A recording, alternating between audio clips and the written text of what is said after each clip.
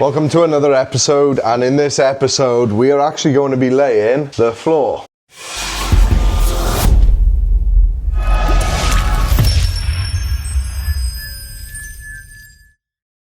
You'll see several different types of ways of floors, and one of the most popular ones, especially on YouTube, is a battened floor. So what they'll do is they'll lay 2x1 battens. We used to do it, and then you'd put PIR in the middle, and then you put your 18mm floor on top. We still use 18mm ply. I know you could potentially use a 12, but 18 just has less sort of wobble in it. You know, it's not going to bow as much when you're walking on it. And there are things as well we do later on, which you'll see, to keep this nice and solid. So we do have a new method for fitting these floors. We'll get into that a bit later, but for now what we need to do is scribe in our first piece. The first thing I'm going to do is actually measure the width. I'm going to go over to where I know the floor is going to hit on the other side, and I'm going to measure to the end here, and I can see on this particular board it's going to be 1815. Just to double check it, never take one measurement. If I come to the other end of where this board is going to be and I put it there, it's still 1815.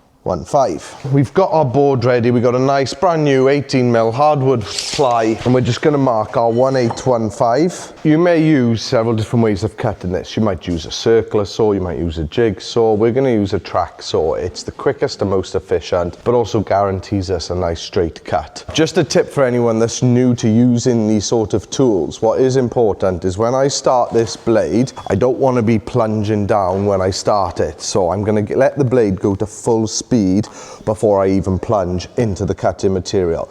Now that goes the same for any tool you're using, a jigsaw or a circular saw, because if your blade is touching the material as you start up, you're going to get kicked back and it is going to jump and it's going to scare you.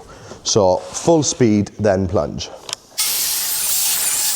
So we've got our piece cut. I'm just going to run some sandpaper along the top just to get rid of the excess fur on it. And now we're going to take it inside, get it butted up, make sure everything's nice and lined on the sliding door, and then we're going to start moving forward, and I'm going to show you how we scribe this into place. You've put your first board in, and we've gone up as close as we can to the front, and now all we need to do is scribe this front into that section there. Now we do have a template for this job, but I'm not going to use that. I'm going to show you how to scribe this. There's a couple of different tools you can use to get this job done. One is a big compass, and the other one is a Trend Easy Scribe. If you haven't got these, I do recommend getting them because you're going to use them a lot throughout the rest of your build. There's a couple of ways we can scribe this. Now, what I'm going to do for now, the furthest part away is this section here. So I'm just going to measure it, and I've got 132mm there and 132mm there. So I know at the moment where that's currently hitting, I need to take 132mm off that. I'm actually going to use the compass for this one because I can get a nice big area on it for now, but I'm not going to set it to 132 just yet. What I want to do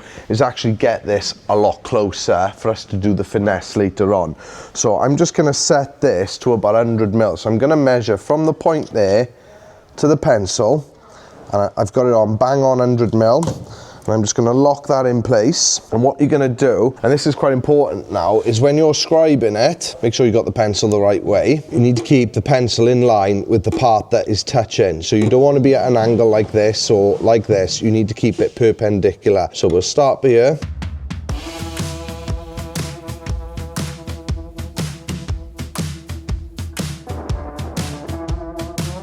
We'll do the same the other side. This is a very rough one. All we want to do is get the board a lot closer for now. But I know I don't want to take anything off this middle section because that's my biggest distance. So at the moment, my problem is the ends, and that's why I'm over 130mm away. So we're going to do a little bit of trimming on them with the rough scribe we've just put in place. That's going to see this board get a lot closer. So let's do that first.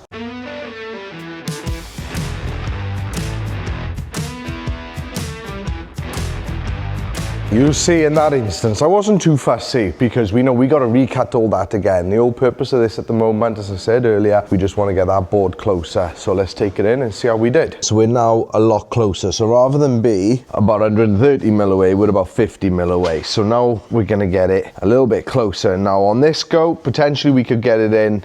It may take a little bit more, but we can always take off later on. We can't add, so take your time with it. Take off a little bit at a time and just sneak in a little bit closer and closer process. So let's show you how we're going to do the next bit. We used the camper section for the first bit because it was quite far away. Now I'm a bit closer. I'm now going to move on to the Trend Easy Scribe. So we're just going to start in this corner.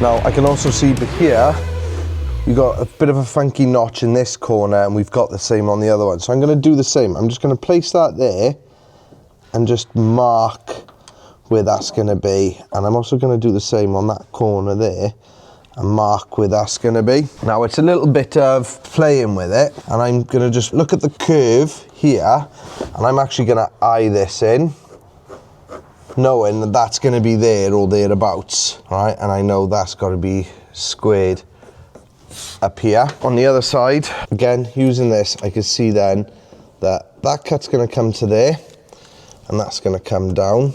This back corner here is going to come to there. So again, that's going to curl around into that, and we know that is coming up. So what we'll do now is we'll take it out. I think it'll need one more final one after this one, but we'll just cut those bits out and we'll show you where we're at, and so we're going to be a lot closer on this one. So we've just brought it in, and as you can see, it's not perfect. So we've got one more scribe we're going to do, and that should get that in nice and sweet, and I'll show you how we do it. For the final bit, we're actually going to be using a washer. So you put the washer up against the metal and put your pencil on the inside line and just simply run it along. And as you can see, that is marked all the way along. Right, the last thing we're going to do, we've just trimmed that, but on the floor here there is a bit of a curve. So to negate that curve, we've flipped our board upside down, and we're going to just run a chamfer on the leading edge on the underside. We've just got it in. Should we push her in and see what we got? Oh. Now we don't stop there. This piece has got to come back out again because we've got a couple of extra bits to do. So we are jointing another piece now that's going to go behind that board, and because we don't lay battens down, we ain't got nothing to fix into to keep them level. So we're actually going to be using a biscuit jointer. That's the next step. This is a biscuit cutter. We have marked the board every 150 mil all along the board, and what this tool is going to do is right in the center is just cut a little slit into it for us so we can place a biscuit, glue that in, and you do that on the opposing piece as well. So this is your typical biscuit that will slide into that cut, and you do one of them for each one. So that's just sitting halfway. Later on, when the second board comes in, the markings on top of this board we transfer onto the other one, and we'll do the same on that one. And it's only at that point would we then actually glue those biscuits in to the two boards when we're ready to joint them. Right, we've put all our biscuit holes in all up the board. We've also now flipped it. So this is now the upside down section of the board. And you may see we've also sprayed it in some trim fix. It's a contact adhesive. It just allows this thermoliner, which has a sticky back, so you peel this off and you have sticky back there. And by spraying the wood first, just gives a better adhesion between the two. So what we're gonna do now is we're gonna completely cover the underside of this board.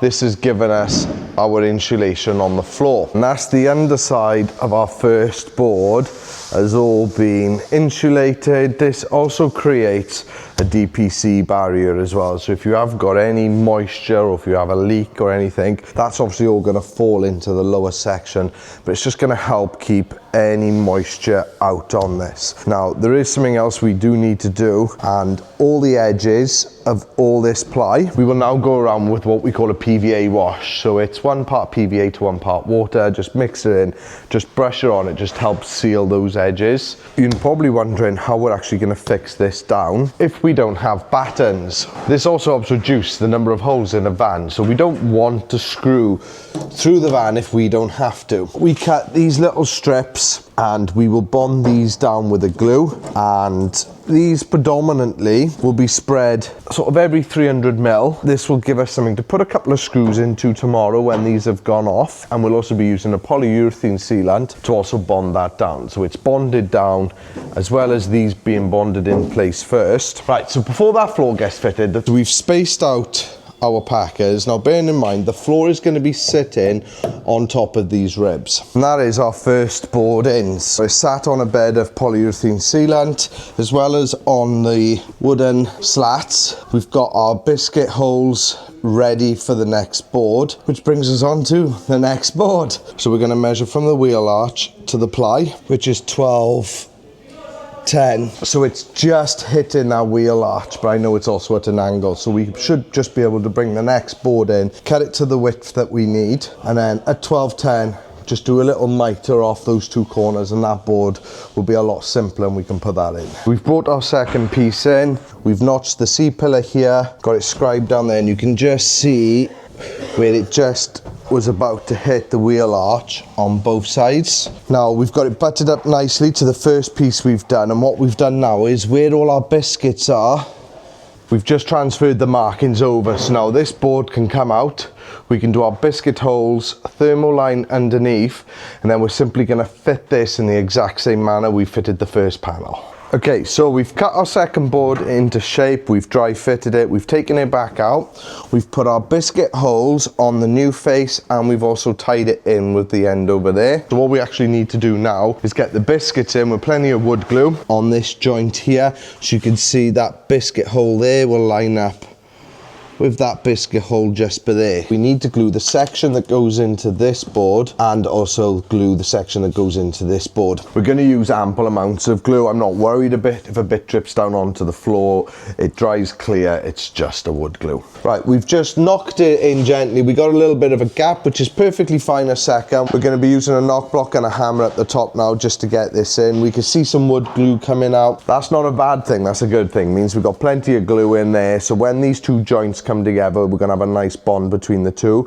Now the whole purpose of doing biscuits is when you've got two layers of floor like this meeting, what we don't want is we don't want the floor doing this, okay, because obviously that's going to show through the lino. So the idea of what we're doing behind this with the biscuits is it's going to keep our floor perfectly level, and we're going to have a really tight, secure seam. The excess glue, we're actually just going to spread that and make sure the whole of the seam has got plenty of glue in it.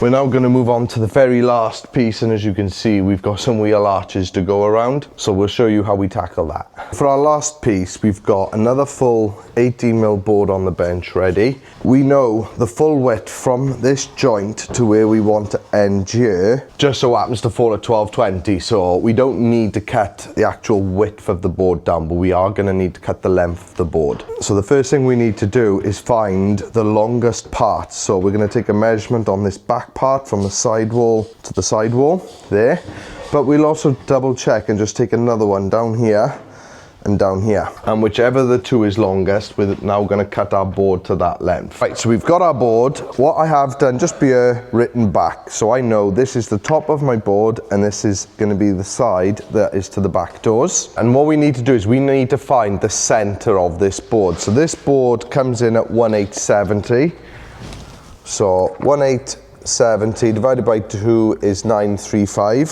So I'm going to mark this board at 935 both ends, and then we're going to draw a line right up the middle of it that is going to mark the center of that board. The next thing we're going to do is get a measurement between your two wheel arches. So on this particular van it's 1420. Right, so between our wheel arches we know it's 1420. So what I'm going to do is I'm actually going to take 10mm off that to leave me 5mm play either side. So I've got 1410, divide that by 2 is 705. Now what we need to do with our 705 is come off this center line here. So if I measure, now you'll see me measure 805, but that's because I'm going to mark the 100 up here, and then this side we'll do the same. We'll put the 100 on the line and measure 805. Now, for anyone wondering why I just did what I just did using the 100, is if I try and use the end of the tape measure. So this tape measure has a moving part on the end, and that's because if you butt up against something, you want to get the right measurement. But if you also hook over something, it needs to take away the thickness of this blade. So it can mess you up a little bit if you try and use that. Whereas if I use the 100, I can be spot on. So if I put my 100 on the line like this, and I know I've got to go 705 that way, then I just add that 100 and I go to 805. So hopefully that explains that. We've now got 705 marked on each side of our center line, and I'm going to use my long square. Now, if you haven't got a long square, it's fine. Just do the same on the other side of the board and just use a straight edge to mark it. Okay, and we're just going to put a line there and a line here. The reason we do that is we're now going to go make a template for the wheel arch. Now, we've already got one made, so you're going to make yours similar to how I showed you scribing earlier. Now, you can use a offcut of wood, you can actually use cardboard as well. But if I show you the one we made earlier, obviously we do a lot of vans, so we got templates for everything. And if I put that in there, like so, we've already got our template around the wheel arch, and you're going to need to do the same thing. Now, what I can do with this template is this straight edge here will line up with the pencil mark that we've just done at 710 mil, and that gives me my cutout. But I need to know exactly at what distance from the end here, because this end here is what is going to join on to the last piece of flooring that's gone down. If you put your template into situ like so, check in, you got equal gaps either side. What I can actually do is on your template is I can mark where the join is and do the same over here. So I can see the join is just there. I'm just going to put an S on that because, as you can see, there's a couple already on here from where we've done it once or twice before. So what we're going to be looking to do is my line there needs to line up with this edge here. So I'll bring that to there, and I can see that line is too far into the board, but we're also off our central line there. So what I'll do is I'll square this up to that line.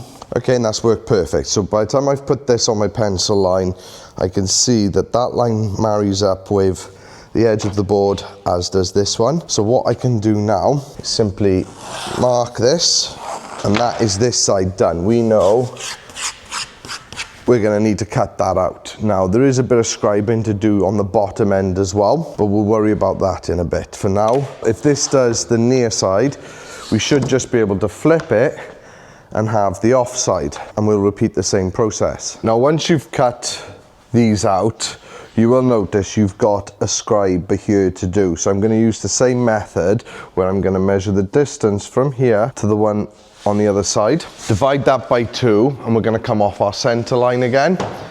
So our center line is here. I've already measured and marked it, brought it over to here, and then I've just measured back to where that cut would be. So this should give us the angle, and we know in the corner there's a little curve on the seam just by here. So we'll cut that, we'll bring it in, and that might need just a little bit of tweaking, but we'll find out in a second. Wow, it actually fitted first time. Okay, I'll take it. We felt lucky, that fitted first time. We've got it scribed around the wheel arch. We got our scribes in the back corner, and it's equal and the same both sides. So what we're going to do now, where our biscuit holes are on the previous board, we're going to transfer that onto the new board. Take this back out, we'll put our biscuit holes in, we'll also get our thermal liner underneath, and we'll then place this board down just like you saw us do the previous one. And that is the floor complete. Now, the benefits, as I mentioned earlier, to the biscuits is that there is zero lip in there, which we don't. That is perfectly level. But if you do it and you get a tiny bit of a lip, it isn't going to be much. You can just sand that out. It'll be less than a mil. Hope you've enjoyed this video. Hope it helps you fit your floor. If you've got any questions, drop them down in the comments below. And if you've seen any of the tools I've used today, they will also be on our Amazon shop, which is also in the description. And we'll catch you on the next one.